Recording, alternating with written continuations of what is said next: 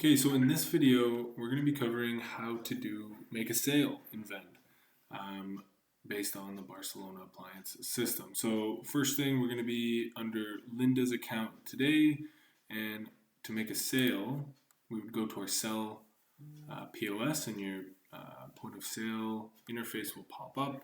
First thing to check is to make sure that you're in the right registry. Now, if you're not, you can change it here and you can click on whichever one you'd like, but Geary is the correct one.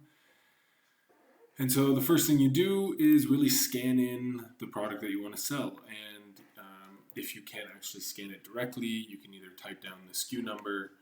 In this case, we can actually search it. So we can do this, the toaster. By the same account, we can also look it up through that SKU number. So 20041 is our toaster. So we can add it to the sale. So now we see it pop up here. Now the first thing that you want to ask the customer once it's up and clicked in is, do they want the warranty? So they have the option to say yes, and so that would include zero extra cost because the cost of the toaster is already included, that warranty value.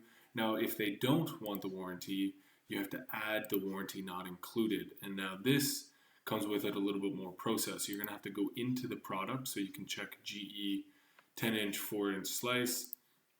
You show inventory and show product description. Now in the product description, you're going to see here the 1-year warranty worth of $49, and you're going to have to subsequently subtract that from the value of the product. And so here we know that it's $49, so you go into the warranty and you're going to type in -49. So that subtracts the value of the warranty. Now the next thing to ask is, do you want a delivery? Now although this is a toaster, we can assume that they are going to want a delivery if it's something bigger. So if we click on an area, you will see it pop up as a price. And just to make sure you're actually delivering to the correct area, again, you can go into the product details and nail down which areas each area section delivered to. And so if we're doing an area 2 delivery, that would denote an area in Vaughan, Richmond Hill, Mississauga, Oakville, Milton, or Burlington. So after you've done that, then you would ask if they want to do the installation. So assuming this was a larger piece, something like a gas stove installation, you could then add that installation cost directly to their sale all in one go. Now, once you've done this, a good check is to make sure that the inventory count is correct. So if you're at Geary, your inventory has enough to actually be sold. The thinking is that you should have the product physically there and scanned. And so this is just good practice to make sure that the product is physically on site and able to be sold to the customer. The next thing you have to do is turn to the customer and add them into our system.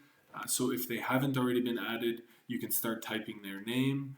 Let's make this person James Michaels.